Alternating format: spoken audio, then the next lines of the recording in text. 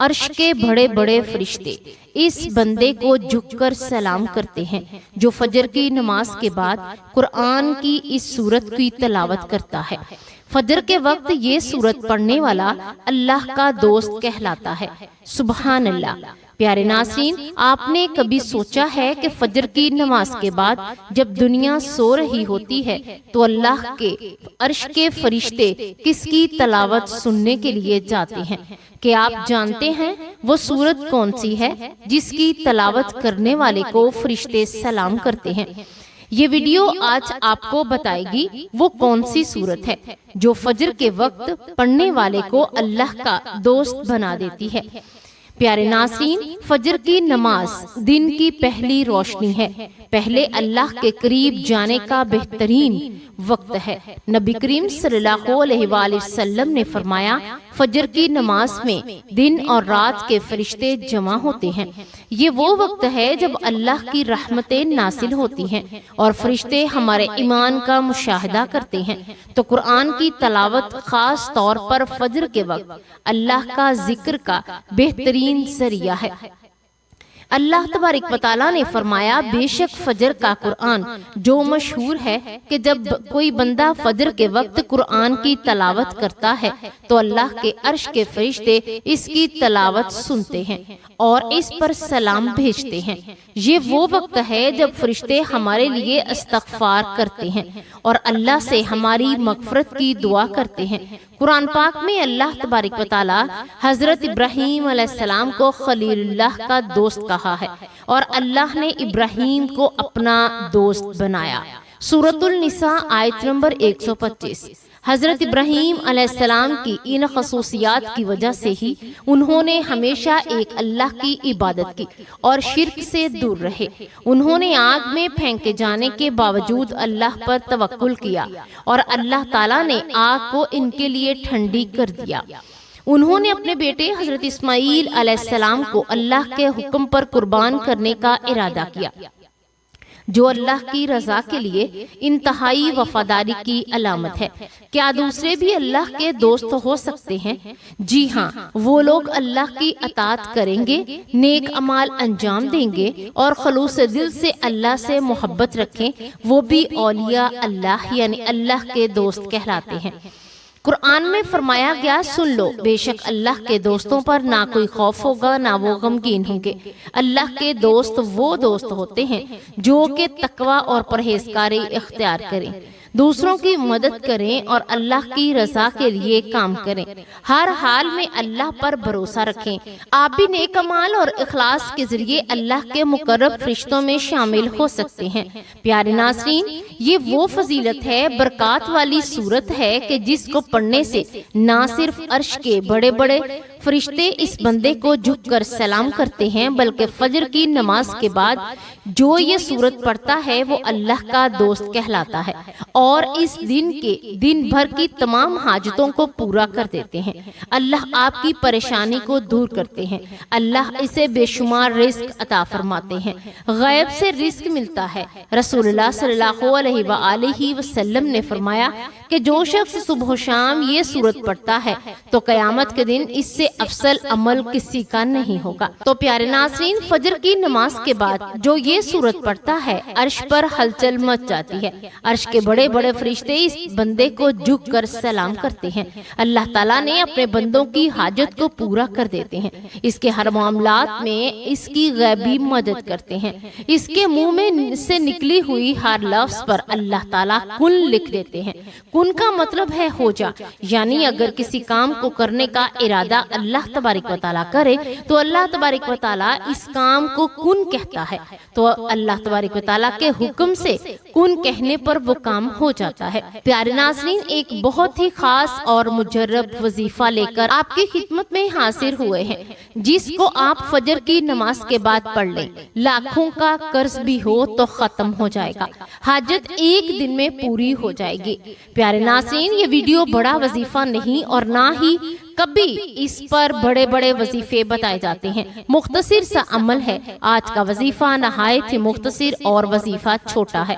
فجر کے بعد آپ نے اس عمل کو کر لینا ہے، انشاءاللہ پھر اس وظیفے کا اثر آپ خود دیکھیں گے۔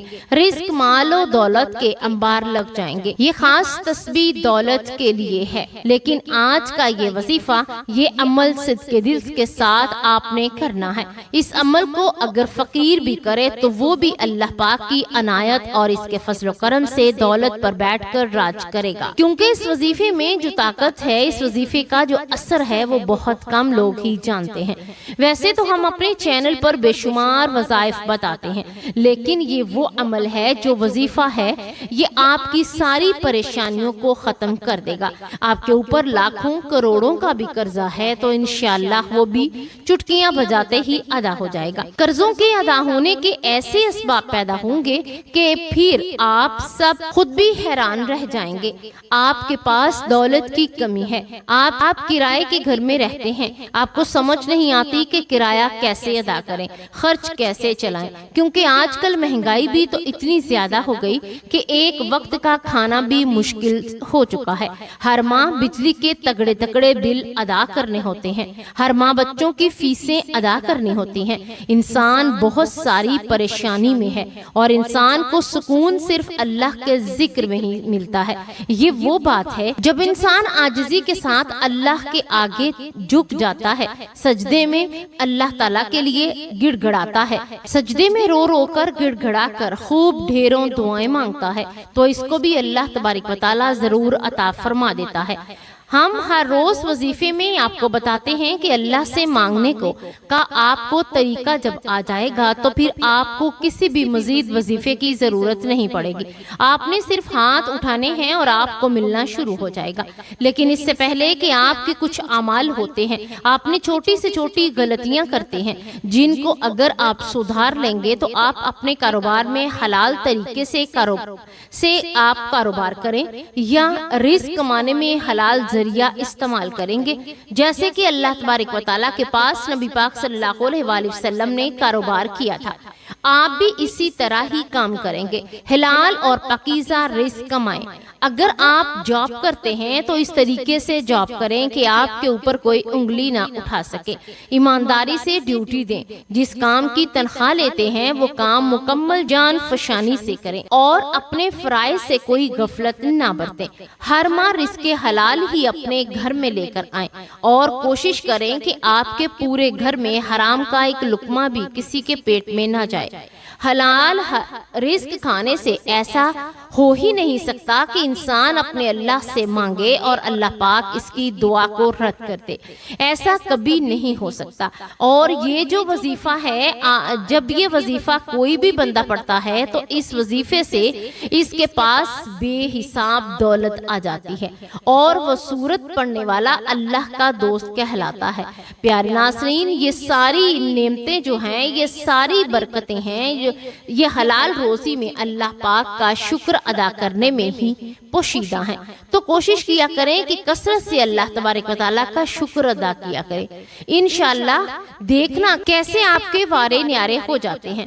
اگر آپ کے اوپر قرض ہے، آپ نے سود پر قرض لیا ہوا ہے، تو سب سے پہلے اللہ پاک سے معافی مانگیں، کیونکہ سود حرام ہے اور اللہ پاک سے کھلی جنگ ہے۔ تو اللہ پاک سے جنگ کون کر سکتا ہے؟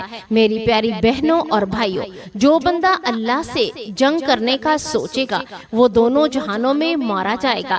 یہ وہ دنیا بھی ذلیل اور رسوا ہو جائے گا اور آخرت میں بھی ذلیل اور رسوا ہوگا۔ جہنم کے انتہائی جو سب سے نچلے گھڑے میں ان میں اس کو پھینکا جائے گا۔ اور آپ نے سب سے پہلے سود کے کاموں سے توبہ کرنی ہے، جھوٹ سے توبہ کرنی ہے، غیبت سے توبہ کرنی ہے، چگلی سے توبہ کرنی ہے۔ لیکن واضح رہے کہ صرف توبہ نہیں کرنی بلکہ اپنی توبہ پر قائم بھی رہنا ہے۔ اور سب سے اہم بات یہ کہ وہ آپ رشتہ داروں سے آپ قطع تعلق ہی ہے، کسی سے بھی ہے تو فوراً جا کر اس سے معافی مانگیں، چاہے آپ کی غلطی ہے یا نہیں ہے۔ کیسے اللہ پاک آپ کے اوپر اپنا رحم اور اپنا فضل کرم کرے گا، اس کے اوپر اللہ پاک اپنا کرم فرما دے گا۔ یہ رشتہ داروں کے ساتھ آپ نے اچھا سلوک کرنا ہے، اس کے ساتھ تعلقات جوڑنے کی کوشش کرو۔ پیارے ناظرین، آج کا جو وظیفہ ہے اسی کی ترتیب آپ اچھے طریقے سے ذرا سمجھ لیں۔ میری باتوں پر آپ نے عمل بھی کرنا ہے اور اس کو آپ نے اپنے دوستوں کے ساتھ، رشتہ داروں کے ساتھ لازمی شیئر بھی کرنا ہے۔ یہ بھی ایک صدقہ جاریہ ہوگا۔ کسی ایک بندے نے بھی اس بات پر عمل کر لیا تو اس کا اجر و ثواب اس کو مل جائے گا۔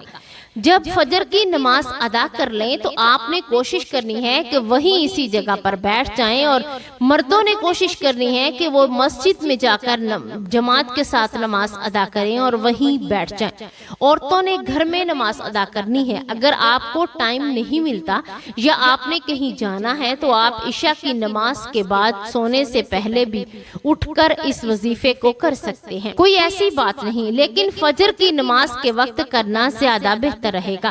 پیارے ناظرین، اللہ پاک کے آخری نبی صلی اللہ علیہ وآلہ وسلم نے فرمایا، اللہ پاک ارشاد فرماتا ہے کہ میں نے تمہاری امت پر دن رات میں 5 نمازیں فرض کی ہیں، اور میں نے یہ عہد کیا کہ جو ان نمازوں کی ان کے اوقات میں پابندی کرے گا میں اس کو جنت میں داخل کروں گا، اور جب پابندی نہیں کرے گا تو اس کے لیے میرے پاس کوئی عہد نہیں۔ اللہ پاک قرآن پاک میں ارشاد فرماتا ہے کہ رب کو سراہتے ہوئے اس کی پاکی بولو، سورج چمکنے سے پہلے اور اس کے ڈوبنے سے پہلے نماز فجر ادا کر لو۔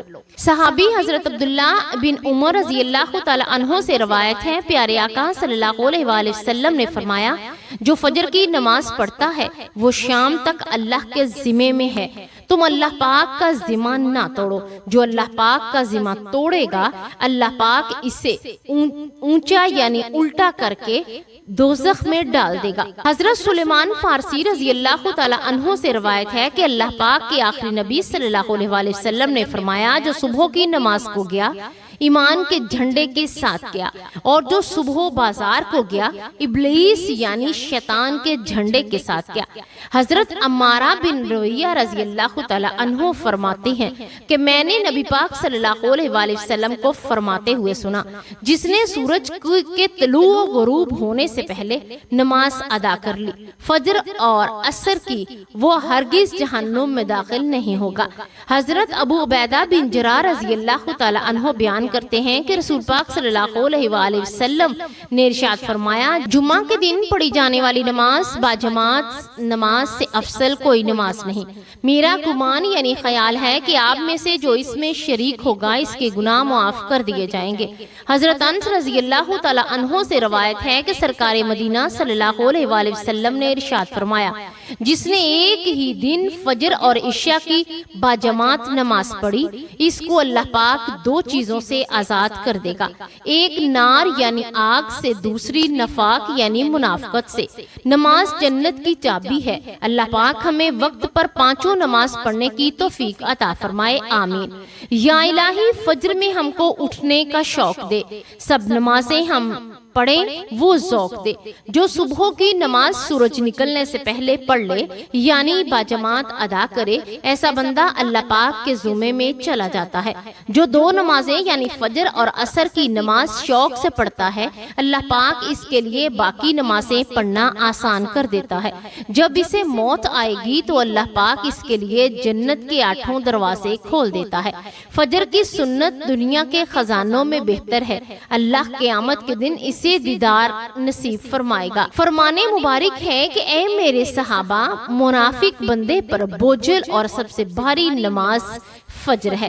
فجر کی نماز کی فضیلتوں کو مد نظر رکھتے ہوئے گزارش ہے کہ اگر آپ اپنی دنیا و آخرت سنوارنا اور دونوں جہان میں کامیابی حاصل کرنا چاہتے ہیں تو فجر کی نماز کو اپنے اوپر لازمی کر لیں۔ اللہ پاک ہماری موت اور آخری سانسیں بھی نماز فجر ادا کرتے ہوئے عطا کریں گے، آمین۔ پیارے ناظرین، آپ میں سے سب سے پہلے ایک مرتبہ بسم اللہ الرحمن الرحیم پڑھ لینی ہے۔ رسول پاک صلی اللہ علیہ وآلہ وسلم کا ارشاد ہے کہ دروازہ بند کرتے وقت بسم اللہ پڑھو، چراغ گل کرتے وقت بسم اللہ پڑھو، برتن ڈھانپتے ہوئے بسم اللہ پڑھو، اور مشک کا منہ بند کرتے ہوئے بھی بسم اللہ پڑھو۔ کھانے پینے سے پہلے، وضو کرنے سے پہلے، کشتی میں سوار ہونے سے پہلے، ہر کام کرنے سے پہلے بسم اللہ پڑھنا مستحب ہے۔ پیارے ناظرین، اس کے بعد آپ نے نبی کریم صلی اللہ علیہ وآلہ وسلم کی ذات اقدس پر 11 مرتبہ درود پاک پڑھ لینا ہے۔ درود پاک بے شک ابراہیمی پڑھ لیں یا کوئی بھی چھوٹے سے چھوٹا درود جیسے کہ صلی اللہ علیہ وآلہ وسلم پڑھ لیں، لیکن درود ابراہیمی کی فضیلت سب سے زیادہ ہے۔ ایک مرتبہ ثواب کی نیت سے میرے ساتھ پڑھ لیجئے۔ اللہم صلی علی محمد وعلی آل محمد کما صلیت علی ابراہیم وعلی آل ابراہیم انکا حمید مجید۔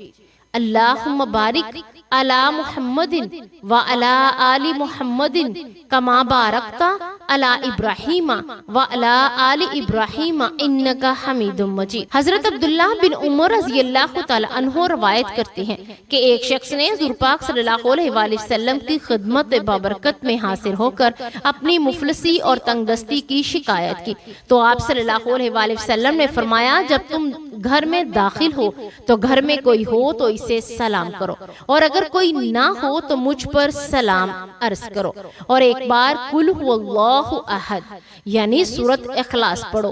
اس شخص نے ایسا ہی کیا، اللہ تبارک و تعالیٰ نے اسے اتنا مالا مال کر دیا کہ اس نے اپنے ہمسایوں کی بھی خدمت کی۔ فرمان مصطفیٰ صلی اللہ علیہ وآلہ وسلم ہے، جس نے استغفار کو اپنے اوپر لازم کر لیا، اللہ عز و جل اس کی پریشانی دور فرمائے گا اور ہر تنگی سے اسے راحت فرمائے گا، اور اسے ایسی جگہ پر رزق عطا فرمائے گا جہاں سے اسے گمان بھی نہ ہوگا۔ کیا میں تمہیں وہ چیز نہ بتا دوں جو تمہارے دشمن سے تمہیں نجات دے اور تمہارے رزق کو وسیع کر دے؟ رات دن اللہ تبارک و تعالیٰ سے دعا مانگتے رہو کہ دعائے مومن کا ہتھیار ہے۔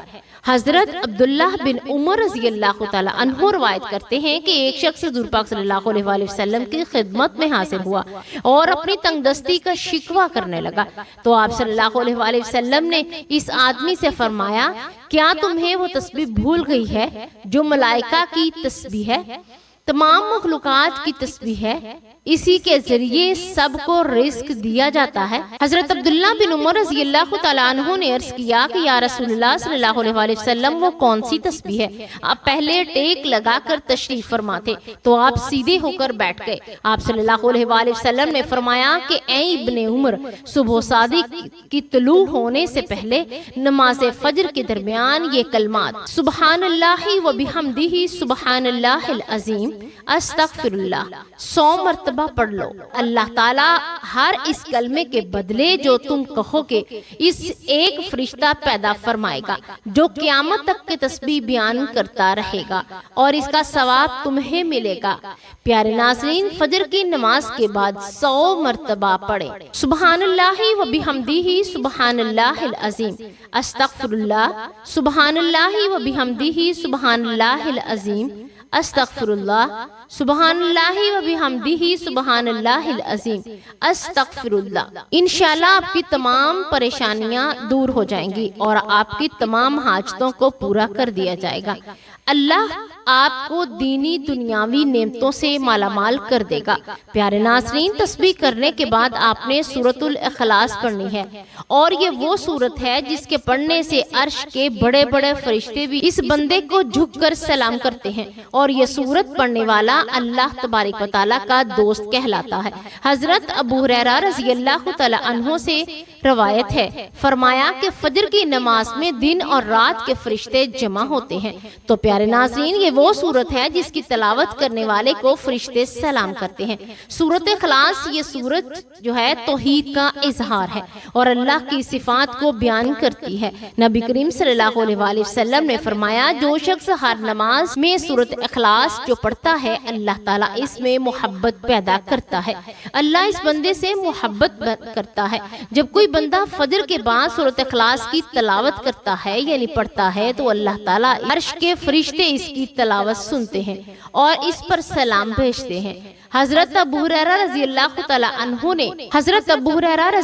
تعالی عنہ سے روایت ہے، رسول اللہ صلی اللہ علیہ وآلہ وسلم نے فرمایا، جو شخص فجر کی نماز کے بعد 12 مرتبہ سورۃ اخلاص پڑھتا ہے گویا اس نے 4 دفعہ قرآن پڑھ لیا۔